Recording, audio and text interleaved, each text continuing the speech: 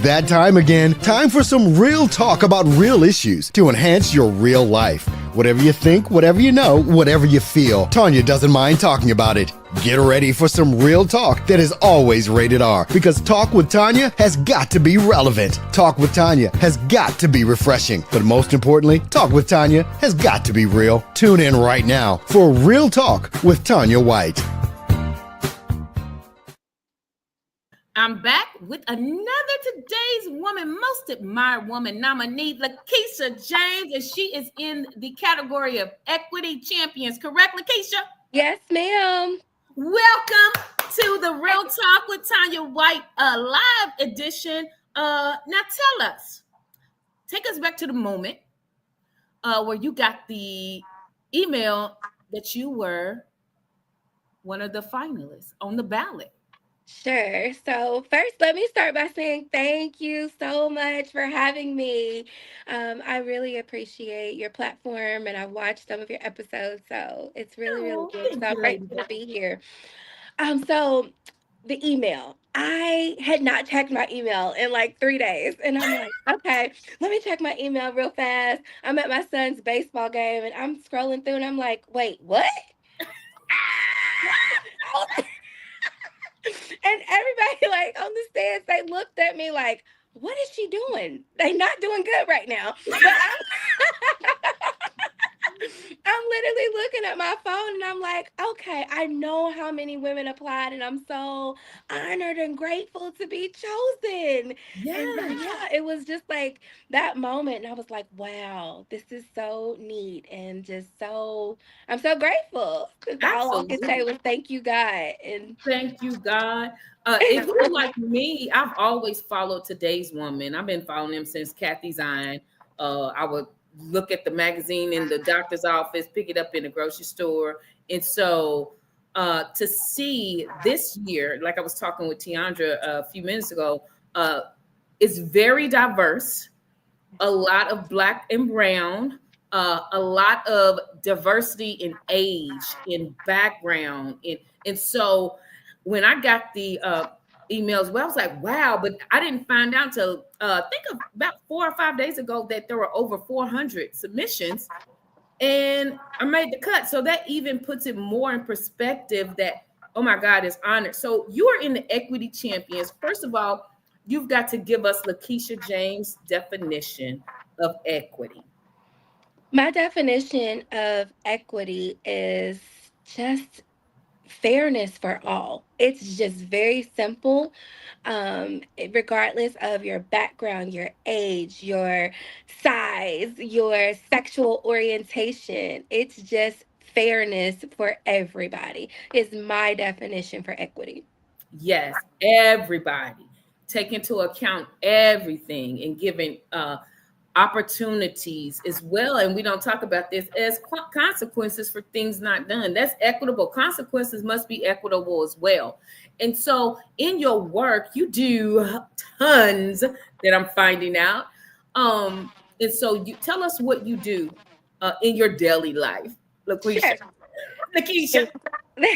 Thank you. So, in my daily life, I am a nursing teacher for Central High School. I feel that that's significant because it comes full circle for me. I grew up in Village West, which, if you're from Louisville, Central High School is right next to Village West. And for me to go back as an adult that's been in corporate, that has a master's degree in nursing and a master's degree in business, have reached the pinnacle in nursing as chief nursing officer, go back and empower and instill these kids, I feel like that gives them a more equitable chance to have opportunities that I wasn't presented with and did not see people that looked like me that had been in those spaces or had the connections and opportunities until I was grown. Listen, Lakeisha James. I have known you for a couple of years, and first of all, I think the first time I met you, you like wowed me because I'm like, first of all, you are what? I was like, huh? You don't look like a teenager. Where you get all this skill and all this stuff for? So Village West, yes, those are in Louisville. I had family grew up in Village West. Look, my cousins, I had the best times, even though I was a shyly suburban girl. I used to go to my Aunt Jackie's house, Village West. But that was one of the things. That's why she still lives there. She still advocates for the Russell community, because when you were growing up, were were there even people around you say, "Hey, girl, you can be a chief nursing officer. You can do this, all the things that you accomplish." When I was growing up in that area, no, there weren't. Like, I didn't hear about college too much. And you just don't know. A lot of times, the resources are not shared with the community that they're within. Like, I Hmm. had no idea about the Black Achievers program that was held at the 10th Street Y. And that was literally right there in the Across the neighborhood, street. across the street. I had no idea about it until I was far in high school about to graduate. And I learned, I'm like, what?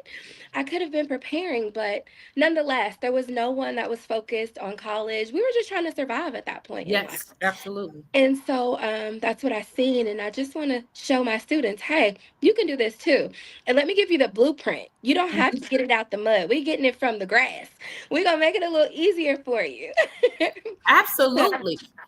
And I love what you said, because I was a Black Achievers all 4 years in high school, but of course I went to Mercy. Of course, I was my parents were very involved in the community, so I knew about certain things and mhm. opportunities. And it's amazing what you just said. I'm like, what? It was just right across the street. And so every Saturday, I'm taking a part of something that people, kids right across the street probably didn't know about.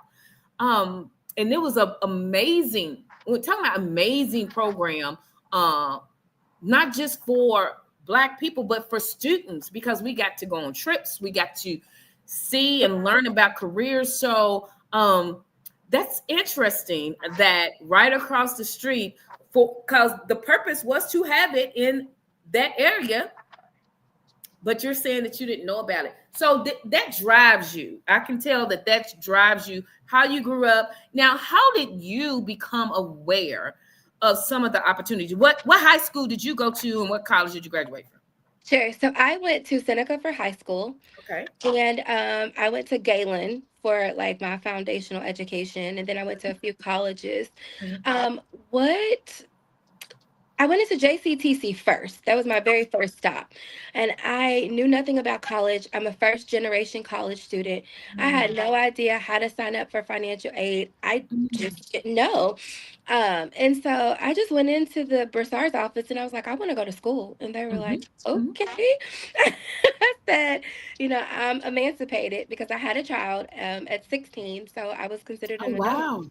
And I said, I want to go to school. I don't have anybody supporting me. I don't know what questions to ask. I don't know where to start, but I know how to advocate for myself. I know Mhm. that I don't want to grow up and raise my son the way that I grew up. So I knew Mm. that I had to be the change agent. And so I just went in there, and the Broussard's office, the lady said, hey, let me show you. You go here, you fill out this.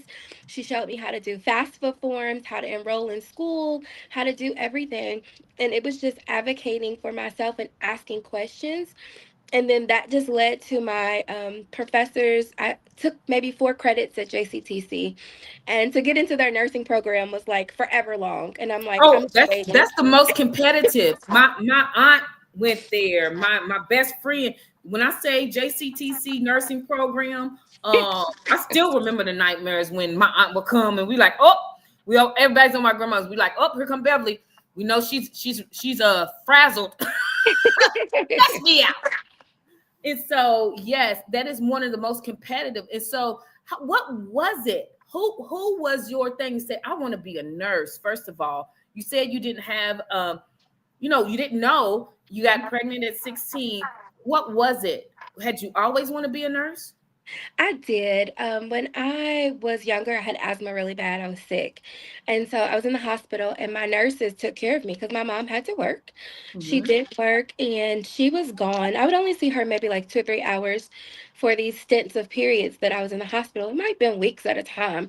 My Mm-hmm. nurses were the ones that were taking care of me, loving on me, giving me hope, and just hugging me. And when I felt lonely and cried and all the things, makes me tear up talking about it. But I wanted to give that to somebody else.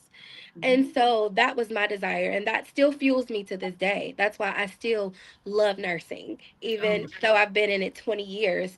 The way that those nurses treated me, I said, I want to do the same for someone else. mm. I Someone want should to do the not. thing. Yes. And so that was your driving force. That is your why. That's my Um, why.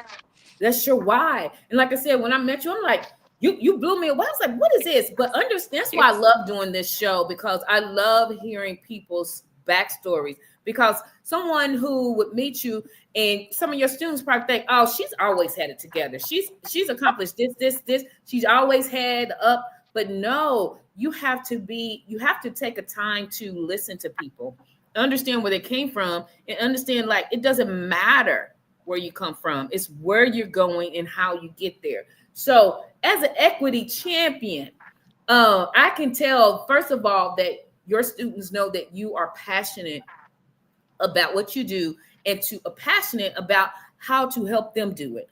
And so, when you are teaching your students, what is the one thing that you never forget to tell them or demonstrate to them? One thing that I never forget to demonstrate and tell them is courtesy.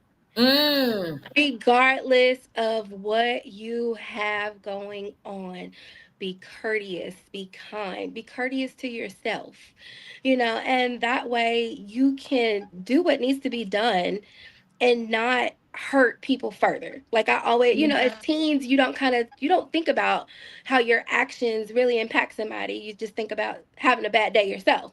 But I'm like, be courteous to others no matter what you have going on, because sometimes they have more going on than you do, mhm. and they don't say anything. You don't know the silent cries that everyone around you is going through. So courtesy Ooh, is my number one rule in my classroom. courtesy, that is a lifelong. You're talking about getting opportunities that you know that you didn't expect because you was courteous in people. So now talk about how this, it's only been a week since voting start, and y'all go vote right now. Lakeisha James, today's woman. Now I'm gonna put it in the contact equity division. How has this being nominated opened up new opportunity, new doors for you just in a week? Oh, it's been like wild. Like I didn't expect for so many people to reach out. I've had people from Congress reach out to me because a part of my equity, I look at healthcare equity too. And I took my students to the Capitol for Nurses Day. So I had made some Mm, connections with that.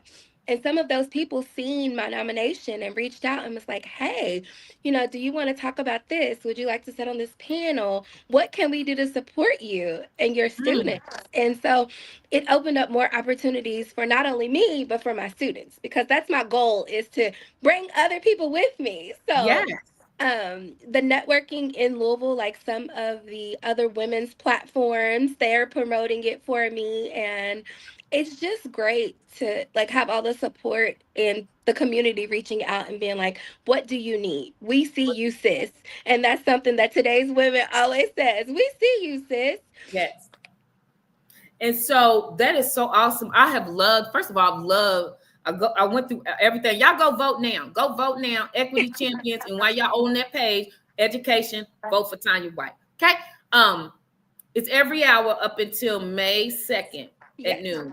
And so I love what you said. That's the type of that's why I'm in education, to help my students get the information, get the opportunity, get the exposure Yes. that not only did I have, but some of the things that I wish I had at the time. And Hmm. so they can be further along. And so I love what you said, taking your students to the Capitol. Now the Capitol knows some students from Central High School, okay? Students that they probably have never come across had you not taken them there to that event. And so that's why she is a most admired woman nominee 2025 in the equity champion. Y'all go vote for Lakeisha James. She's gonna be back for a whole segment of Real Talk with Tanya White, probably when school's out. Because I know if this is the last leg, y'all got about 4 weeks left. We do. Thank God. The Thank students are God. ready. Yes, yes. And so she's gonna be busy. She's gonna come back in June and she's gonna walk us through just her whole. we're gonna call it a Village West something, from Village West to Victorious or something, because that is an area that is a very popular area. But like you said, you was like really steps away from so many opportunities that you didn't know. How can we change that for even right now, some of the students that are in that area? A lot of programs are designed for them that they don't know about. And so she's gonna be back in June, y'all. Lakeisha, what is one thing you want to tell our audience right now as a most admired woman nominee in the equity champion category? What do you want to leave with them to inspire, empower, and help them continue to persevere through life? Sure. I just want to say, find your why. Go after that why. Every day you wake up, thank God, asking for direction and press forward. And everything that we do is bigger than us. So if you're doing it for you, it will not work. You have to find the bigger purpose, and it will come to you.